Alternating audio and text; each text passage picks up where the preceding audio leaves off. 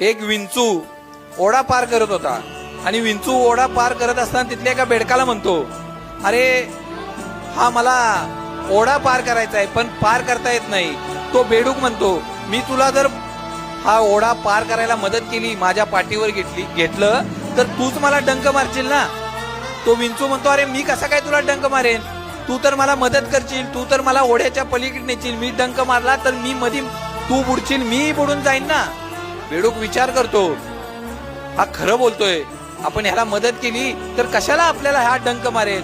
बेडूक त्याला आपल्या पाठीवर घेतो आणि तो ओढा पार करतो. जसा ओढा पार होतो तसा तो विंचू त्याला डंक मारतो आणि तो बिचारा बेडूक शेवट मरण यातना भोगताना त्या विंचूवाला म्हणतो, अरे तू तर म्हणला होतास की मी तुला डंक मारणार नाही, मग हे काय केलंस, कशासाठी मला डंक मारला. आणि तो विंचू म्हणतो, अरे माझा स्वभावच आहे दुसऱ्याला डंक मारणं, तो काय मी काही केल्या बदलू शकत नाही, त्यामुळे मला तुला डंक मारावा लागला. मित्रांनो, आयुष्यात काही अशी माणसं असतात त्यांच्यासाठी कितीही करा काही करा ते डंक मारायचं सोडत नाहीत.